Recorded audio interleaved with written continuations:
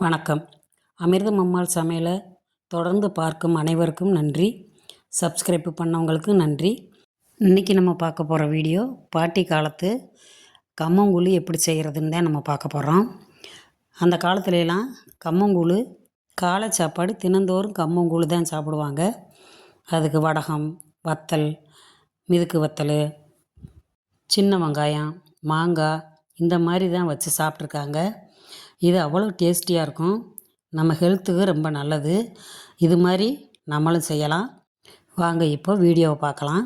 இப்போ கம்மங்கூழ் காய்ச்சறதுக்கு நான் ஒரு டம்ளரு கம்பு எடுத்திருக்கேன்.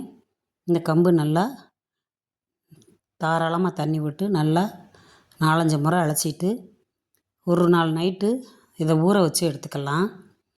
நைட்டு ஃபுல்லாக ஊற வச்சு காலையில் அரைக்கும்போது மாவும் நம்மளுக்கு கூட கிடைக்கும்.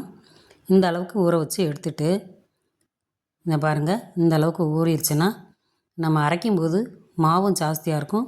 இது நல்லா ஒரு 5 பேர் சாப்பிட்ற அளவுக்கு மாவு கிடைக்கும்.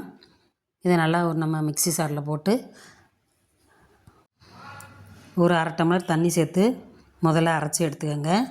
அதுக்கப்புறமா கொஞ்சம் தண்ணி விட்டு நல்லா அரைச்சிடலாம். இது நல்லா வலுவலுன்னு அரைச்சி எடுத்துக்கிறணும். இந்த அளவுக்கு அரைச்சி எடுத்துக்கலாம். இதை ஒரு பவுலில் சேர்த்துட்டு ஒரு 1/2 டம்ளர் தண்ணி சேர்த்து மிக்ஸி ஜாரையும் கழுவி ஊற்றிடுங்க. இது மாவை நல்லா கரைச்சி எடுத்துருவோம். இது ரொம்ப நேரத்து வேலையும் கிடையாது. 10 நிமிஷத்தில் நம்மளுக்கு கூழ் காய்ச்சி எடுத்துடலாம். இப்போ மாவை நல்லா கரைச்சிட்டு அடுப்பை பற்ற வச்சு ஒரு கடாயை அடுப்பில் வச்சு 2 டம்ளர் அளவுக்கு தண்ணி ஊற்றி நல்லா காய வச்சிடலாம். இது நல்லா தண்ணி கொதித்து வரணும். இப்போ நல்லா தண்ணி கொதித்து வந்துருச்சு. இப்போ நம்ம கரைச்சி வச்சுருக்க மாவை அதில் கொஞ்சம் கொஞ்சமாக ஊற்றி கட்டிவிடாமல் கரைச்சிக்கிறணும். இந்த கம்மங்கூழ் குளிர்ச்சி தரக்கூடிய ஒரு உணவு. இது நல்லா சூடான காலத்தில், இப்போ வெயில் காலத்தில் நம்ம இதை காய்ச்சி குடிக்கும்போது சூடை தணிக்கும், உடம்புக்கும் நல்லது, ரொம்ப ஹெல்த்தியாகவும் இருக்கும். அந்த காலத்தில் உள்ளவங்க இதை தினந்தோறும் சாப்பிட்டதுனால தான் அவங்க நீண்ட ஆயுளோடு இருந்திருக்காங்க. இப்போ மாவு நல்லா கொதித்து வந்துருச்சு. இதுக்கு தேவையான அளவு உப்பு சேர்த்து இதை நல்லா கலந்து விட்டுறலாம்.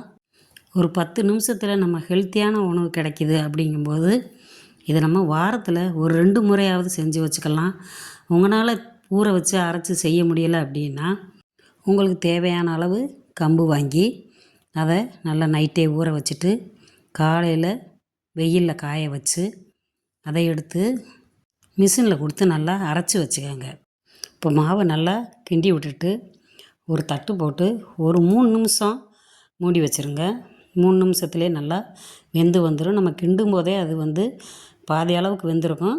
ஒரு 3 நிமிஷம் மூடி வச்சோம்னா இன்னும் நல்லா கொதித்து நல்லா வெந்து வந்துடும். வேறு கம்மங்கூழ் வாசம் கமன்னு இருக்குது. இதை வாங்க பரிமாறிடலாம். கம்மங்கூழ் ரெடி ஆயிடுச்சு. இதில் ஒரு 3 ஸ்பூன் அளவுக்கு தயிர் சேர்த்துக்கங்க. மோர் இருந்தால் மோர் ஊற்றி காய்ச்சிக்கலாம். லேசான உப்பு சேர்த்துக்கங்க. கம்மங்கூழ் குடிக்கிறதுக்கு சின்ன வெங்காயம் கொஞ்சம், மாங்காய், சீனி அரக்காய், வத்தல், மோர் மிளகா இந்த மாதிரி வச்சு சாப்பிடும்போது நல்லா டேஸ்டியாக இருக்கும். இதே மாதிரி நீங்களும் உங்கள் வீட்டில் செஞ்சு பாருங்கள்.